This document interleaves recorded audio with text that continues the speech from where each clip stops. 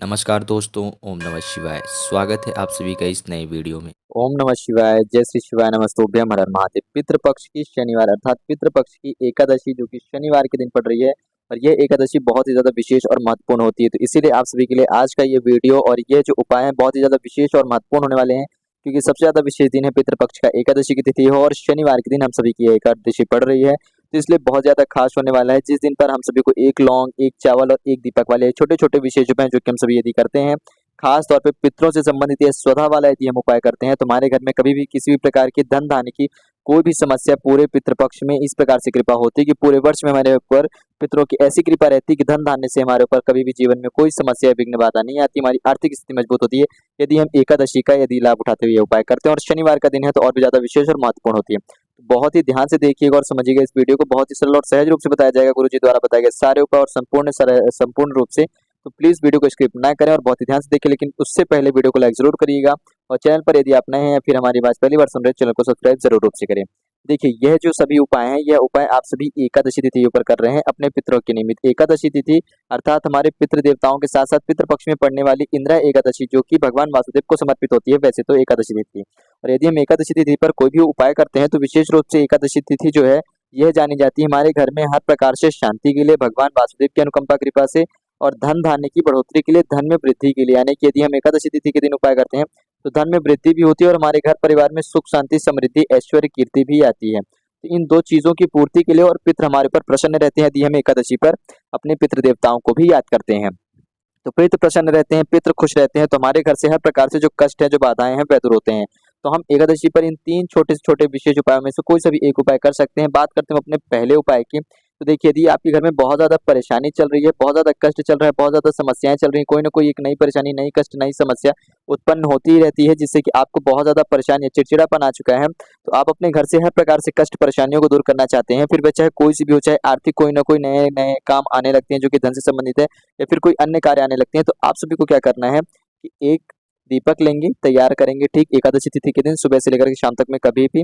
यह दीपक गोल बाती का रहेगा, इस बात का ध्यान दीजिएगा। क्यों? क्योंकि यह जो दीपक है आप पितरों के निमित्त नहीं, भगवान वासुदेव जी को और भगवान शिव जी को याद करते हुए आप समर्पित करेंगे पितृपक्ष के इस अवसर पर। एकादशी तिथि है इसलिए ठीक, और अंत में पितृदेव को याद करेंगे, परंतु ये मुख्य रूप से भगवान वासुदेव को समर्पित कर रहे हैं, इसलिए आप सभी को गोल बाती की दीपक तैयार करना है। ये दीपक में आप घी का प्रयोग करेंगे और मिट्टी का दिया लेंगे। दीपक तैयार कर लिया, इसमें एक लौंग डालिएगा जो कि आपके घर से हर प्रकार की बुरी शक्तियों का जितना भी आवरण है, जितना भी वास है, जो भी नकारात्मक शक्तियों का आपके घर में प्रवेश है, वास है, उनको दूर करेगा, और आपके घर परिवार से जो भी नकारात्मक शक्तियों के कारण जो समस्याएं उत्पन्न हो रही थी, वह सारी समस्याएं, वह सारे कष्ट दूर होंगे।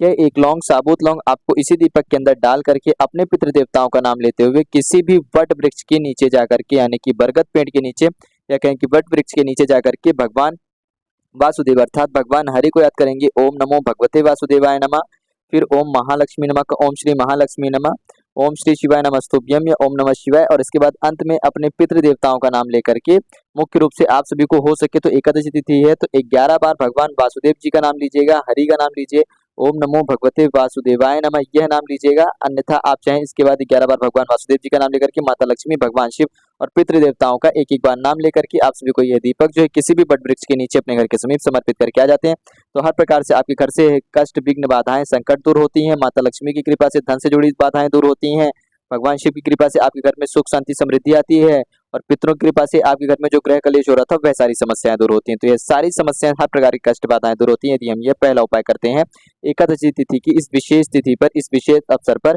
यदि हम सुबह से शाम तक में कभी भी कर लेते हैं। बात करते हैं अपने अगले और दूसरे उपाय की। तो यह उपाय भी हम सभी को अवश्य रूप से करना चाहिए यदि हमारे घर परिवार में बहुत ज्यादा धन की आर्थिक समस्या चल रही हो, या फिर बहुत ज्यादा कोई ना कोई ऐसी परेशानी रहती है जो कि हमारे घर परिवार के मौजूद सदस्यों से संबंधित है, चाहे जैसे कि बीमारी बहुत ज्यादा हो गई या रोग है या ऐसी कोई भी समस्या, तो दूसरा वाला उपाय जरूर रूप से ध्यान दीजिएगा। यह उपाय भी जो है आपके घर परिवार से कष्टों को दूर करेगा और साथ ही साथ आपके घर परिवार में सुख शांति समृद्धि ऐश्वर्य कीर्ति की पूर्ति कराता है। क्यों? क्योंकि काले तिल हर प्रकार के आपके घर से बाधाओं को दूर करेगा, कष्टों को दूर करेगा। गुड़ आपके जीवन में ऐश्वर्य कीर्ति की बढ़ोतरी कराएगा और साथ ही साथ शांति का भी प्रतीक होता है। तो 11 काले तिल के दाने लीजिएगा, एक टुकड़ा गुड़ का लीजिएगा, यह दो चीजें ले ली हैं। अपने घर के रसोई घर में जाएंगे, मटके परिंडे वाले स्थान में, इस मटके से एक लोटा शुद्ध जल निकालेंगे। उसके बाद गुड़ का टुकड़ा डालेंगे और काले तिल का टुकड़ा डालेंगे, और जब ये दोनों सामग्रियां डालेंगे तो आपको अपने पितृ देवताओं को 11 बार उनके नाम जप का नाम जप करना है, उनको याद करना है, याद कर ली है, सारी सामग्री दोनों इसमें डालनी है। पितृ देवताओं को याद करते हुए ही अब आप यहाँ से आगे बढ़ेंगे और आपको यह जल लेकर के जाना है तो किसी भी घर के नजदीक पीपल वृक्ष के नीचे समर्पित करना है। एकादशी तिथि को ओम नमो भगवते वासुदेवाय नमः, ओम पितृदेवाय नमः नाम लेते हुए भगवान वासुदेव की कृपा से आपके घर में सुख शांति समृद्धि ऐश्वर्य कीर्ति मान सम्मान यश प्रतिष्ठा आएगी। और साथ ही साथ अपने पितृ देवताओं को याद करेंगे तो पितृ देवताओं की कृपा से आपके घर परिवार से कष्ट बाधाएं दूर होंगी, दुख दरिद्रता दूर होगा और आपके घर में शीतलता और शांति आएगी। जो आपको परेशानियां उत्पन्न हो रही थी वह दूर होंगी। परंतु ध्यान दीजिएगा कि पीपल के वृक्ष को आप सभी को स्पर्श नहीं करना है। क्यों? क्योंकि स्पर्श इसलिए नहीं करेंगे क्योंकि ये एकादशी तिथि का दिन है और एकादशी तिथि को पीपल के वृक्ष को स्पर्श नहीं किया जाता है। माता तुलसी जी के वृक्ष को स्पर्श नहीं करते हैं तो हम जल समर्पित करेंगे, लेकिन जल के साथ साथ हमें इस बात का ध्यान देना है कि हमारी अपनी बॉडी पीपल के वृक्ष में स्पर्श नहीं होनी चाहिए। और जब जल समर्पित करिएगा तो भगवान वासुदेव का आपको कम से कम एक बार नाम ले सकते हैं, इससे अधिक चाहे तो अतिरिक्त भी ले सकते हैं और उसके बाद पितृ देवताओं का नाम लेंगे, या फिर आप चाहें तो अल्टरनेट कर सकते हैं, एक एक करके दोनों नाम लेते रहें और जल संपूर्ण रूप समर्पित करते रहें। अंत में आप सभी को प्रार्थना याचना कर लेनी है, अपनी विनती कर लेनी है। ध्यान दीजिएगा कि जब आप काली तिल और गुड़ समर्पित करते हैं एकादशी तिथि पर, तो यदि आप भगवान वासुदेव को केवल उनका नाम याद लेकर के समर्पित करें तो आपके घर में सुख शांति समृद्धि ऐश्वर्य कीर्ति आती है। और पितरों को नाम लेकर के समर्पित कर रहे हैं, अंत में पितरों को भी याद करते हैं तो आपके घर से हर प्रकार से जो पितृ से संबंधित, जो जुड़े हुए दोष से संबंधित, पितरों की नाराजगी संबंधित, अब घर में जो भी कष्ट, जो भी बाधाएं, जो भी संकट उत्पन्न हो रहे थे वह सारे दूर होते हैं और आपके घर में शीतलता और शांति आती है। मुख्य रूप से आपकी आर्थिक शारीरिक यानी कि आर्थिक समस्याएं दूर होती हैं, कलेश जैसी समस्याएं दूर होती है पितरों की कृपा से, और जो अशांति रोग बीमारियां जो कहीं ना कहीं घर में बन रही थी वह सारी समस्याएं भी दूर होती हैं। अब हम बात करते हैं इस वीडियो में अंतिम तीसरे सबसे महत्वपूर्ण और सबसे ज्यादा विशेष इस उपाय के बारे में, जो कि हम सभी का स्वधा वाला यह उपाय है। यह उपाय भगवान शिव जी से संबंधित है। यह उपाय हमारे घर परिवार में किसी भी प्रकार की धन की जो समस्या है उसको तो दूर करता ही करता है। खास तौर पे कभी भी हमारे घर में धन की कमी नहीं होती है। धन से जुड़ी हुई कोई समस्या आती है, कोई भी जरूरत उत्पन्न होती है तो उसकी परिपूर्णता हमारे घर में अवश्य रूप से हो जाती है यदि हम यह छोटा सा उपाय करते हैं एकादशी तिथि पर। तो अभी एकादशी को आप यह करेंगे ही करेंगे, साथ ही साथ आने वाली अन्य किसी भी एकादशी तिथियों पर आप इस उपाय को कर सकते हैं, क्योंकि यह भगवान शिव जी का उपाय है। क्या करेंगे? अपने घर के मटके परिंडे वाले स्थान पर जाएंगे। क्यों? क्योंकि आप सभी का पितृपक्ष का समय चल रहा है तो आप जाएंगे। जब पितृपक्ष का समय ना चल रहा हो तो भी आप मटके परिंडे वाले स्थान से जाकर के इस उपाय को ही करेंगे। क्यों? क्योंकि अपने पितृ देवताओं को याद करिएगा, क्योंकि पितृ नाराज रहते हैं तो ये हमारे घर परिवार में कहीं ना कहीं धन की समस्याएं या धन की आवश्यकताएं बढ़ती रहती हैं। जो ना करना हो यानी कि जो काम नहीं है वह भी आवश्यकताएं उत्पन्न होती है, मजबूरी वश हमें वह कार्य करने पड़ते हैं जिनसे हमारा धन जो है कहीं ना कहीं अत्यधिक या अधिक खर्च होता है, जिसकी वजह से हमें धन के लिए परेशान होना पड़ता है। तो ये पितृ दोष की वजह से तो कभी भी करें, लेकिन पितरों को याद जरूर करें। अपने घर की मटके परिंडे वाले स्थान के पास जाएंगे, मटके से एक लोटा शुद्ध जल निकालेंगे, एक चावल का दाना लेंगे, इस एक चावल के दाने को लेकर के अपने मुट्ठी में लीजिएगा, 5 बार स्वधा स्वधा स्वधा स्वधा स्वधा, इस बार से 5 बार स्वधा बोलिएगा।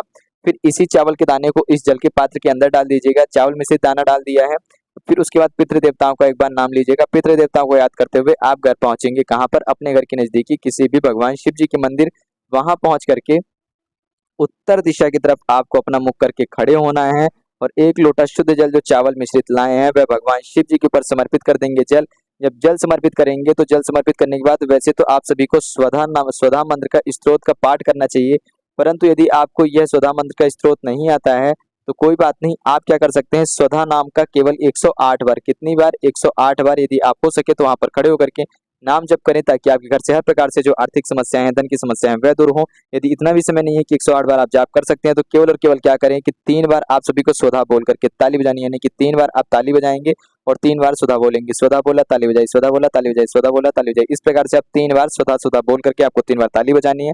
ऐसा नहीं बहुत ज्यादा भीड़ है मंदिर में तो आप बहुत तेज बताएं, आराम से ही बजाएंगे, परंतु 3 बार मन में स्वधा बोलिएगा, 3 बार ताली बजाइएगा और जो जल समर्पित कराया उसको वैसा ही रहने दे, जल का पात्र लेकर के आप घर आ सकते हैं।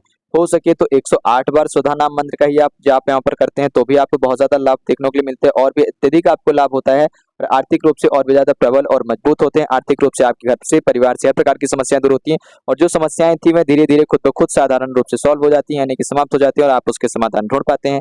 आपको धन की जो सहायता चाहिए थी वह भी प्रारंभ होती है। तो स्वधा वाला एक छोटा सा उपाय जरूर करिएगा, ये सबसे ज्यादा विशेष और महत्वपूर्ण था। पूरे वर्ष आप देखेंगे कि आपके घर में कोई समस्या अड़चन नहीं आती स्वधा वाले इस उपाय से। यदि इसी उपाय को आप एकादशी तिथि पर कर लेते हो अपने पितृ देवताओं को और भगवान शिव जी को याद करके, अंत में जब आप यहाँ पर स्वधा बोल करके जल समाप्त करेंगे, आने लगेंगे तो पुनः से अपने पितृ देवताओं को याद करेंगे कि उनको याद करिएगा, क्योंकि पितृपक्ष में प्रत्येक दिन आपको अपने पितरों को याद करना चाहिए और एकादशी तिथि को यदि आप अपने पितरों को याद करते हुए संपूर्ण उपाय करते हैं, चाहे भगवान वासुदेव की नियमित कर रहे हो एकादशी का उपाय, चाहे भगवान शिव जी की नियमित कर रहे हो, यदि आप अपने पितृ देवताओं को इस पितृ पक्ष में याद करते तो और भी कृपा होती है। शनिवार के दिन पीपल के वृक्ष में जल समर्पित करते हैं, एकादशी तिथि पड़ी है तो शनि दोष से भी आप मुक्त होते हैं और शनि की भी कृपा आपके ऊपर होती है, शनिदेव विशेष अनुकंपा कृपा बरसाते हैं। तो बहुत ही सरलता और बहुत ही सहजता से आप सभी को बहुत ही सरल रूप से समझाने का प्रयास किया गया। वीडियो को लाइक जरूर करिएगा और यदि आप चैनल पर नए थे तो हमारे चैनल को सब्सक्राइब अवश्य रूप से करें। यदि कुछ प्रश्न हो तो कमेंट में जरूर पूछिएगा। जय श्री शिवाय, नमस्तुभ्यम, हर हर महादेव, ओम नमः शिवाय।